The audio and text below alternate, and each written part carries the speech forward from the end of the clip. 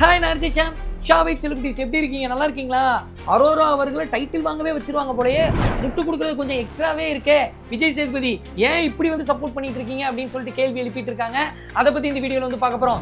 திவ்யா அவர்களுக்கு நடந்த அநியாயம், சாண்ட்ரா அவர்களை காப்பாற்றுறதுக்காகவே இந்த வாரம் வந்து எவிக்ட் பண்ணியிருக்காங்க. அது மட்டும் இல்லாம பாருவையும் கமருதீனையும் மறுபடியும் உள்ள அனுப்புங்க அப்படின்னு சொல்லிட்டு ஒரு விஷயம் ட்விட்டர்ல ட்ரெண்ட் ஆயிட்டு இருக்கு. இது எல்லாத்த பத்தி தான் டீடைல்டா இந்த வீடியோல வந்து பார்க்க போறோம். இப்போ அரோரா அப்படின்ற ஒரு நபர் அவங்க வந்து உள்ள ஒரு சில விஷயங்கள் இன்டெலெக்சுவலா பேசுறதெல்லாம் நானே வந்து பாராட்டியிருக்கேன். ஸோ அவங்க மேல நமக்கு எந்த விருப்பம் வந்து கிடையாது. இப்போ ஃபைனலிஸ்டா வந்துட்டாங்க அப்படின்றதுக்காக மட்டும் நம்ம பேசல. நீங்க பிக் பாஸ் ஷோ ஆரம்பிக்கிறதுக்கு முன்னாடியே அரோரா மாதிரியான நபர்களை பிக் பாஸ் வீட்டுக்குள்ள அனுப்பாதீங்க அப்படின்னு சொல்லிட்டு நம்ம ரொம்ப ஸ்ட்ராங்கா வந்து பண்ணியிருந்தோம். ஏன் அப்படின்னு சொல்லிட்டு பாத்தீங்கன்னா, இன்னைக்கு சொசைட்டில மிடில் கிளாஸ்ல இருக்கக்கூடிய பெண்களை ஒர்க் ஃப்ரம் ஹோம் அப்படின்னு சொல்லிட்டு நீ தெரியாத பையன்கிட்ட ஃபோன் பண்ணி ஃபிளர்ட் பண்ணனா உனக்கு காசு அப்படின்னு சொல்லிட்டு ஒரு சில ஆப், ஒரு சில ஏஜென்சி பெண்களை மைண்ட் வாஷ் பண்ணிட்டு இருக்காங்க, பிரெயின் வாஷ் பண்ணிட்டு இருக்காங்க. அப்படிப்பட்ட சூழ்நிலையில இன்னைக்கு அரோரா வந்து இந்த பிக் பாஸ் வீட்டுக்குள்ள வர்றதுக்கு முன்னாடி இன்ஸ்டாகிராம்ல சப்ஸ்கிரிப்ஷன் மோட்ல என்ன பண்ணிட்டு இருந்தாங்க அப்படின்னு உங்களுக்கு வந்து தெரியும். அந்த டைம்ல பிக் பாஸ் வர்றதுக்கு முன்னாடி வந்து பாத்தீங்கன்னா ஒரு 1800க்கு மேற்பட்ட சப்ஸ்கிரைபர் வந்து வச்சிருந்தாங்க. அந்த டைம்ல நம்ம வீடியோவே போட்டிருந்தோம். ஸோ அந்த சப்ஸ்கிரைபருக்கு என்ன பண்ணுவாங்க, அந்த தம்பிகளுக்கு என்ன பண்ணுவாங்கன்னா, கிளாமரா ஃபோட்டோஸ் வந்து எக்ஸ்க்ளூசிவா வந்து கொடுப்பாங்க, சேட் பண்ணுவாங்க, அதுக்கப்புறம் வந்து வீடியோஸ் போடுவாங்க. நீங்க சேட் பண்றது அப்படின்னு சொல்லும்போது, நீங்க பிக் பாஸ்ல துஷாரோட பிகினிங்ல அரோரா இத்தனை கேமரா இருக்கு அப்படின்னு தெரியும் போதே என்ன மாதிரி பேசினாங்க அப்படின்றது உங்களுக்கு தெரியும். அப்போ அவங்க தம்பிகள்கிட்ட எப்படி பேசியிருப்பாங்க.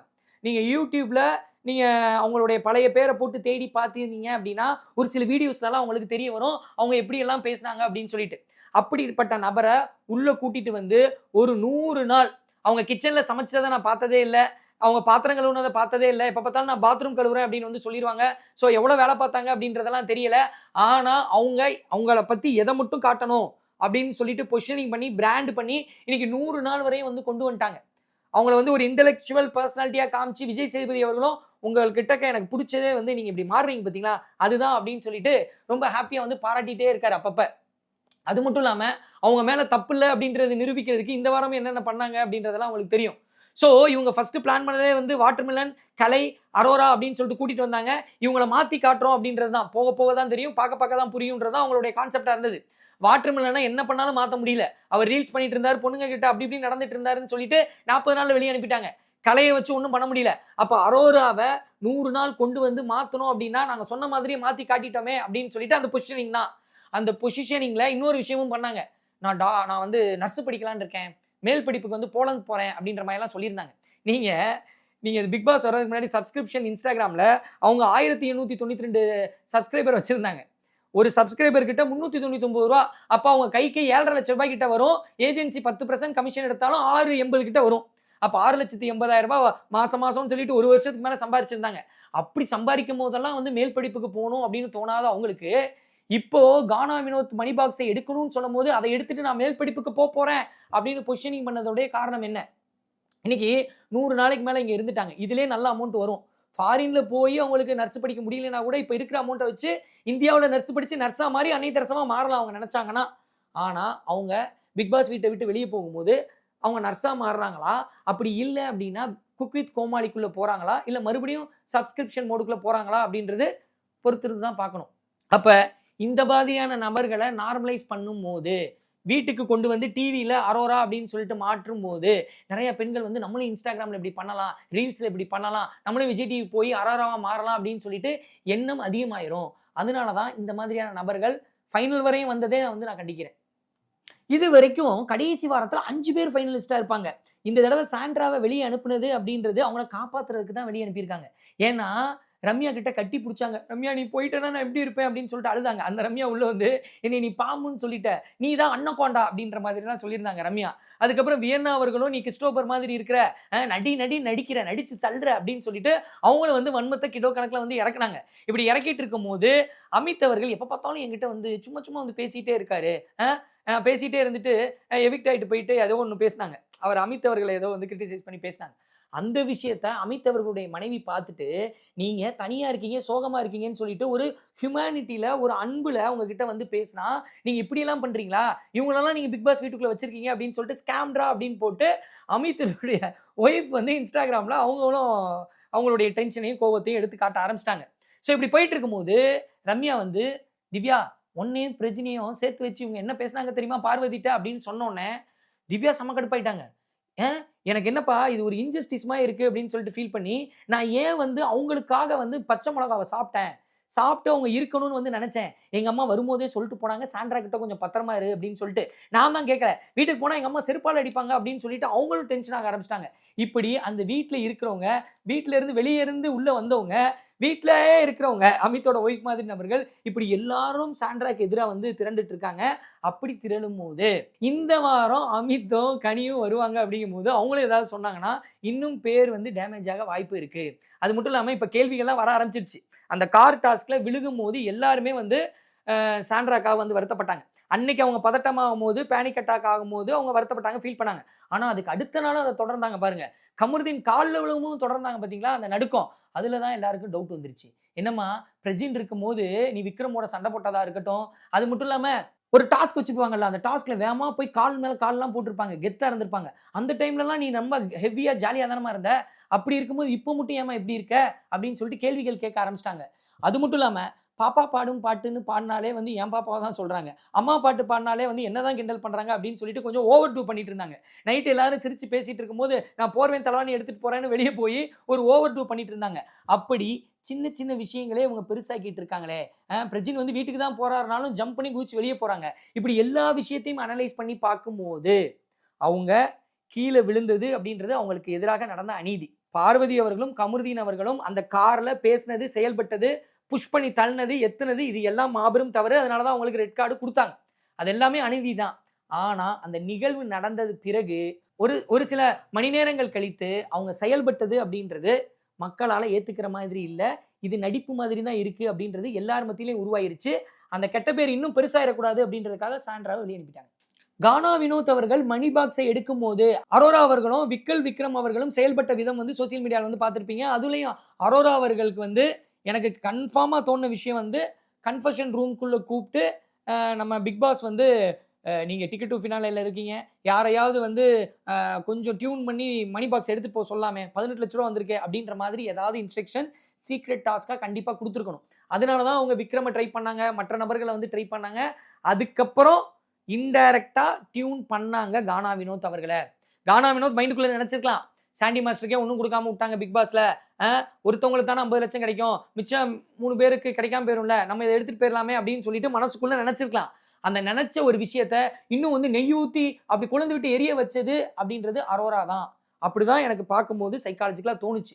அதுக்கப்புறம் கானா வினோத் அவர்களே வந்து சொன்னாரு. என்ன சொன்னாரு அப்படின்னா, "என்னை யாருமே வந்து வற்புறுத்தல. நானே சுயமா எடுத்த முடிவு" அப்படின்ற மாரி வந்து சொன்னாரு. அவர் அத ஒரு தடவ சொல்லியிருந்தா கூட நான் நான் வந்து ஓகே அது உண்மதான்னு நெனச்சிருப்பேன். ஆனா மறுபடியும் அவங்க சனிக்கிழமை எபிசோட்ல அவர் சொல்லும்போது, எனக்கு என்ன தோணுச்சு அப்படின்னா, இது ஒரு வாக்குமூலம் மாரி தோணுச்சு. பிக் பாஸ் டீமோ, இல்ல உள்ள இருக்கிற கண்டஸ்டன்டோ என்ன டியூன் பண்ணல. நானே தான் எடுத்தேன் அப்படின்னு சொல்லிட்டு ஒரு வாக்குமூலமா இருந்தது. நார்மலா ஒரு கிளைமாக்ஸ் வரப்போகுது அப்படின்னா, கிளைமாக்ஸ்க்கு முன்னாடி ப்ரீ கிளைமாக்ஸ்ல ஒரு ட்விஸ்ட் இருக்கணும். ஒரு பெரிய தலைய வந்து விழ வச்சோம் அப்படின்னா, ஒரு பெரிய கண்டஸ்டன்ட் விழ வச்சோம் அப்படின்னா, டிஆர்பி பெருசாகும். கானா வினோத்தும் மணி எடுத்துட்டு போம்போது கண்டிப்பா அழுவாரு அப்படின்றது தெரியும். ஏன்னா, அவரு அந்த மாரி பெர்சன் தான். ஸோ அந்த டிஆர்பிக்காகவும், டிராமாக்காகவும், இமோஷனுக்காகவும் அவர தூண்டி விட்டது போல் தான் தோணுச்சு.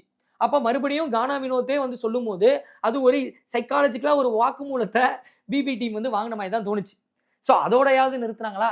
அதுக்கப்புறம் என்ன பண்ணாங்கன்னா, இதுவரைக்கும் இந்த சீசன்ல குறும்படம் எதுக்குங்க போட்டுருக்காங்க? பார்வதி அடிபடும்போது ஒரு குறும்படம் வந்து போட்டுருந்தாங்க. அப்புறம் நம்ம சாண்ட்ரா வந்து பொசிஷனிங் பண்றதுக்கு அப்படி கால் மேல கால் போட்டு ஒரு குறும்படம்லாம் வந்து போட்டிருந்தாங்க. அதுக்கப்புறம் குறும்படமே போடல. எவ்வளவோ விஷயங்கள் நடந்துச்சு. அதுக்கெல்லாம் குறும்படம் போடல. ஏன் அந்த கார் இஷ்யூ ரெட் கார்டு வரையும் போச்சு. அதுக்கு கூட குறும்படம் போடல. அப்படிப்பட்ட சூழ்நிலையில அரோராவோ, விக்ரமோ இத பண்ணல அப்படின்னு சொல்லிட்டு ஸ்ட்ராங்கா பொசிஷனிங் பண்றதுக்காக ஏற்கனவே கானா வேணும்னு சொல்லிட்டு போயிட்டாரு. மறுபடியும் ஏன்னா வெளிய மக்கள் அப்படி நெறைய பேர் நெனச்சிட்டு இருக்காங்க அப்படிங்கும்போது, அது இல்லங்க, அது இல்லங்க. ஏன்னா உள்ள இருந்த வியன்னாவும் பிக் பாஸ் கண்டஸ்டன்டா இருந்த வியன்னாவும் அத நெனச்சு தான் சொல்லியிருக்காங்க. அப்ப நீங்கலாம் எப்படி சொல்லுவீங்க? உங்களுக்கு ஏன் அப்படி தோணுது? அப்படின்னு சொல்லிட்டு முட்டு குடுக்கிறத பார்க்கும்போது, நெறைய பேர் வந்து சோசியல் மீடியால, "எப்பா பயங்கரமா சொம்பு தூக்குறாருப்பா விஜய் சேதுபதி" அப்படின்னு சொல்லிட்டு கமெண்ட்லலாம் வந்து போட ஆரம்பிச்சாங்க. ஸோ, இவங்க இந்த விஷயத்த பாசிங்ல விட்டுட்டு போயிருந்தாலே வந்து மக்கள் வந்து யோசிச்சிருக்க மாட்டாங்க. மறுபடியும் அவங்க அத பண்ணல, நாங்க அத பண்ணல. அவங்க அத பண்ணல, நாங்க அத பண்ணல. கானா வினோத்தே தான் எடுத்துட்டு போனாருன்னு சொல்லும்போது தான் பச்சையா தெரியுது. நீங்க வேணா பாருங்க. கானா வினோத் இல்லன்னா, நாங்க இந்த சீசனே பார்க்க மாட்டோம்னு சொல்லிட்டு நெறைய பேர் கமெண்ட் பண்ணிட்டு இருக்காங்கல்ல. அதனால தான் டக்குனு சனிக்கிழமை அவர கூட்டிட்டு வந்தாங்க. அவர காமிச்சுட்டாங்களா? கண்டிப்பா ஒரு பொங்கல் டைம்ல மறுபடியும் கானா வினோத் வருவார். எனக்கு என்ன தோணுச்சுன்னா, நான் வந்து விஜய் டிவியோடைய சைக்காலஜி, பிக் பாஸோடைய சைக்காலஜி பார்க்கும்போது, இந்த தடவை உள்ள வரும்போது, இந்த சீசனை பொறுத்தவரைக்கும் கானா வினோத் மட்டும் வருவாரா? இல்ல ஏன்னா பிக் பாஸ் சொன்னாரு, என் சிஷ்யன் சாண்டி மாஸ்டர் என்ன வந்து பார்க்கவே மாட்டான் அப்படின்னு சொல்லியிருந்தாரு. அந்த வார்த்தை சொல்லும்போது, ஒருவேளை இந்த வாரத்துல கானா வினோத் வந்தாருன்னா, சாண்டி மாஸ்டரும் உள்ள வர வாய்ப்பு இருக்கு. எனக்கு தோணுது. பார்க்கலாம். பிக் பாஸ்ல ஒரு கண்டஸ்டன்ட் வந்து இருக்காங்க. அவங்க ஒர்க் பண்றதுக்கு ஒரு நாளைக்கு சேலரி இருக்கு. அது மட்டும் இல்லாம அவங்க கேஷ் மணி ஏதாவது வின் பண்ணாங்கன்னா அந்த சேலரி இருக்கு. இது எல்லாமே கானா வினோத் கூட சொல்லியிருந்தாரு. 45 நாள் கழிச்சு தான் கிடைக்கும் செக்குன்னு சொல்லிட்டாங்க அப்படின்னு சொல்லிட்டு. ஸோ அது 45 நாள் மட்டும் கிடையாதுங்க. அந்த பிக் பாஸ் முடிஞ்சு ஒரு சில நேரம் ஒரு சிலருக்கு வந்து 60 நாள் கிட்ட ஆகும். ஒரு சிலருக்கு 90 நாள் வரையும் கூட ஆயிருக்கு. ஸோ இது வந்து ஒரு கார்ப்பரேட் கம்பெனி அப்படிங்கும்போது இன்வாய்ஸ் ரைஸ் பண்ணி அந்த டிடிஎஸ் புடிச்சிட்டு இப்படி பெரிய ப்ராசஸ் இருக்கும். அதுக்கு ஒரு டைம் ஆகும். அந்த டைம் அப்படின்றத தாண்டி இன்னொரு ஹோல்டு ஏன் வச்சுப்பாங்க அப்படின்னு சொல்லிட்டு பார்த்தீங்கன்னா, இவங்க பிக் பாஸ் முடிஞ்சதுக்கப்புறம் வெளியே சோசியல் மீடியாலயோ, இன்டர்வியூலயோ எதுவும் தவறாக பேசிடக்கூடாது. முன்னாடிலாம் வந்து வீக்லி பேமெண்ட் அப்படின்ற கான்செப்ட்லாம் ஒரு சில பெரிய செலிபிரிட்டிக்கு இருந்திருக்கு. இருந்தாலும் ஒரு சிலர், நான் யாரை சொல்றேன்னு உங்களுக்கு யோசித்து பார்த்தீங்கன்னா தெரியும். ஒரு சில கண்டஸ்டன்ட் வந்து வெளியே வந்து பிக் பாஸை வந்து கிழிச்சு தொங்க விடும்போது, ஸோ அவங்களுக்கு பேமெண்ட் குடுத்துட்டோம் அப்படின்னா, இவங்க இந்த மாதிரி பேசுறதுக்கு வாய்ப்பு இருக்கு அப்படின்னு சொல்லிட்டு, ஒரு 45 நாள், 60 நாள், 90 நாள் அப்படின்னு சொல்லிட்டு ஒரு சிலருக்கு இப்படி வந்து ஹோல்ட் பண்ணி வைக்கிறாங்க. அதுவும் ஒரு காரணம். சரிங்களா? இப்படி போயிட்டு இருக்கும்போது, பார்வதிக்கும், கமருதீனுக்கும் சேலரி இல்ல அப்படின்னு சொன்னாங்க பார்த்தீங்களா? இப்ப நேத்து ஒருத்தவங்கள்ட்ட பேசும்போது என்ன தெரிஞ்சது அப்படின்னா, ஸோ பிக் பாஸ்ல அவங்க 2 பேரும் வெளிய வரும்போது, ரெட் கார்டு வாங்கிட்டு வெளிய வரும்போது டென்ஷனா உட்கார்ந்துருக்காங்க. எல்லாத்தையும் பேசி முடிச்சுட்டு, கவலைப்படாதீங்க இத்தனை டேட் கழிச்சு உங்களுக்கு பேமெண்ட் வர்றதுக்கு அ அதிக வாய்ப்பு இருக்கு அப்படின்னு தான் சொல்லி அனுப்பியிருக்காங்க. சரிங்களா? அது மட்டும் இல்லாம, இப்ப நேத்து முந்தாநேத்து வந்து பார்த்தீங்கன்னா, ட்விட்டர்ல ஒரு ஹேஷ்டேக் வந்து ட்ரெண்டிங்கா இருந்தது. எதனால அப்படின்னு சொல்லிட்டு பார்த்தீங்கன்னா, பார்வதியும், கமருதீனையும் மறுபடியும் உள்ள கொண்டு வாங்க. இப்ப சாண்ட்ரா அவர்களும் வெளிய போயிட்டாங்க. அவங்களுக்கு பேனிக் அட்டாக்கும் வராது. சோ நான் என்ன சொல்றேன் அப்படின்னா, பார்வதி அவர்களும், கமருதீன் அவர்களும் செய்தது தவறு. அவங்க பேசிய வார்த்தைகள் தவறு. அவர்கள் செயல்பட்ட விதம் தவறு. சோ கொஞ்சம் டாக்ஸிக்கா இருந்ததன் காரணமாக அவங்களுக்கு ரெட் கார்டு அப்படின்னு வந்து குடுத்தாங்க. அந்த கார் இன்சிடென்ட் தான் மிக முக்கியமான காரணம் இல்லைங்களா? அந்த இன்சிடென்ட் அப்படின்றது மிக தவறா இருந்தது. அது தெலுங்குலலாம் கூட பேச ஆரம்பிச்சிட்டாங்க. 2 பேருக்கு ரெட் கார்டு குடுத்தது அப்படின்ற ஒரு விஷயத்த. சோ அந்த கார் இன்சிடென்ட்ன்றத தூக்கிட்டோம் அப்படின்னா, ஒரு 90 நாட்கள்ல சோ பிக் பாஸ் டீம் கிட்ட பேசும்போது இதற்கு முன்னாடியே அவங்க ஒரு சில தவறுகள் பண்ணாங்க. கமருதீன் ஒரு சில வார்த்தைகள் விட்டாரு. மைக் கழட்டிட்டு வந்து பேசினாங்க. இப்படி ஒரு சில தவறுகள் பண்ணதுனால அத நாங்க சொன்னோம். அவங்க திருத்திக்கல. அதனால தான் வந்து கடைசியா எல்லாத்துக்கும் சேர்த்து அனுப்புனோம் அப்படின்னு வந்து சொல்றாங்க. அப்படி இருந்தாலும் கூட எப்படி வந்து ரெட் கார்டு 2 பேருக்கு குடுத்தது அப்படின்றது புதுசா இருந்ததோ, அதே மாதிரி நீங்க என்ன நினைக்கிறீங்க? வாட்டர்மெலன்ற ஒரு கேரக்டரோட இமேஜ மாத்தணும்னு நினைச்சு உள்ள கூட்டிட்டு வந்தீங்கல்ல. இப்ப அரோராவா மாத்தணும் அப்படின்றதுக்காக கூட்டிட்டு வந்திருக்கீங்கல்ல. அப்ப இன்ஸ்டாகிராம்ல, சோசியல் மீடியால ஒருத்தவங்களோட இமேஜ மாத்துறதுக்காக நீங்க உள்ள கூட்டிட்டு வரும்போது, உங்க பிக் பாஸ் வீட்டுக்குள்ள வந்ததன் காரணமாக, அவங்க பண்ணது சரின்னு சொல்லல. ஒரு சில விஷயங்கள் தவறுகள் இருந்தது. ஆனா அந்த பிக் பாஸ் வீட்டுக்குள்ள வந்ததனால தானே இன்னைக்கு அவங்க 2 பேரோட இமேஜும் வந்து மாறி இருக்கு. ரொம்ப நெகட்டிவா ஒரு சில இடங்கள்ல வந்து இருக்கு. அப்படிப்பட்ட சூழ்நிலையில நீங்க சோசியல் மீடியால இருக்கிறவங்களோட இமேஜ பிக் பாஸ் மூலியமா மாத்தணும்னு நினைக்கக்கூடிய நீங்க, மறுபடியும் லாஸ்ட் ஃபைனல் வரும்போது கூப்பிட்டு வித்தியாசமா எமோஷனலா ஒரு ஷோ பண்ணி, ஏங்க நீங்க ஃபைனலிஸ்ட்டா 2 பேர் நின்றுக்க வேண்டிய நபரு. நீங்க பண்ண தவறுனால நீங்க வெளிய போயிட்டீங்க அப்படின்னு சொல்லிட்டு ஒரு விஷயத்த மாத்துனா தான் என்ன? ஏன்னா இன்னைக்கு VJ, Parvathy, Kamarudeen red card குடுக்கணும்னு சொன்ன நெறைய நபர்கள், இப்ப கமருதீன் என்ன பண்றாருன்னு தெரியல. ஏன்னா கமருதீனும் கானா வினோத் அந்த காம்பினேஷன் பார்க்கும்போது ரொம்ப நல்லா இருந்தது அப்படின்னு சொல்லிட்டுலாம் கமெண்ட்லலாம் நம்மளால பார்க்க முடியுது. அப்ப அவங்க தப்பு பண்ணிட்டாங்க. அப்ப தப்ப 1 வீக்ல உணர்ந்திருப்பாங்க. அப்ப அவங்க உள்ள வரும்போது, மக்களுக்கும் ஒரு எண்ணம் இருக்கு. அவங்க 2 பேரும் இப்ப என்ன பண்ணிட்டு இருக்காங்க அப்படின்னு சொல்லிட்டு, அப்ப அவங்க 2 பேரும் உள்ள வரும்போது, ஏன்னா சாண்ட்ரா அவர்கள் 2வது நாள் செயல்பட்டது கொஞ்சம் அப்நார்மலா இருந்தது. அப்ப இவங்களுக்கு ஒரு நியாயம், அவங்களுக்கு ஒரு நியாயமா அப்படின்னு சொல்லிட்டு ஒரு சிலர் கேள்விகள் எழுப்பிட்டு இருக்கும்போது, அப்ப இந்த டைம்ல அவங்கள கூட்டிட்டு வந்து ஒரு சேஞ்ச் ஓவர கிரியேட் பண்ணா லாஸ்ட் டே. ஒரு சேஞ்ச் ஓவர கிரியேட் பண்ணா, அந்த டைம்ல வித்தியாசமா இப்படி ரெட் கார்டு குடுத்தவங்க உள்ள வந்திருக்காங்கன்னு ஒரு வித்தியாசமா டிஆர்பியும் எகிரும். அதே நேரத்துல ஒருத்தவங்கள சேஞ்ச் ஓவர் பண்ணிட்டோம் அப்படின்ற ஒரு புதுமையான ஒரு விஷயமும் இருக்கும். சோ இந்த விஷயத்த பண்ணா என்ன அப்படின்னு எனக்கு தோணுது. ஏன்னா தப்பு பண்ணாத மனுஷனே கிடையாது. ஏன்னா இது ஒரு கேம் ஷோ தான். இது ஒரு ரியாலிட்டி ஷோ தான். இது வாழ்க்கையினுடைய முடிவு கிடையாது. அப்படி இருக்கும்போது ஜெயிலுக்கு போனவங்களுக்கே வந்து வாய்ப்பு குடுத்து வெளிய பெயில் எடுக்கும்போது, அவங்கள ஏன் வந்து உள்ள கொண்டு வரக்கூடாது அப்படின்றது என்னுடைய எண்ணம். உங்களுடைய பாயிண்ட் ஆஃப் வியூ என்ன அப்படின்றதையும் கீழ கமெண்ட் மூலியமா தெரியப்படுத்துங்க. அது மட்டும் இல்லாம நான் கேள்விப்பட்ட வரைக்கும் திவ்யாவும், சபரி அவர்களும் ஃபைனலிஸ்ட்டா வர்றதுக்கு வாய்ப்பு இருக்கு அப்படின்னு வந்து சொன்னாங்க. சோ இப்ப ஃபைனலிஸ்ட்ல இருக்கிற நபர்கள்ல யாரோட ஜர்னியாவது போடணும்னு நினைச்சீங்கன்னா கீழ கமெண்ட் பண்ணுங்க. நம்ம ஸ்டைல்ல போடலாம். Thank you so much.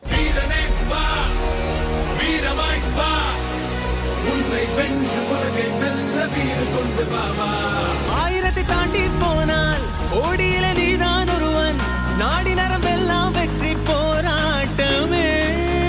உன்னுடைய எல்லை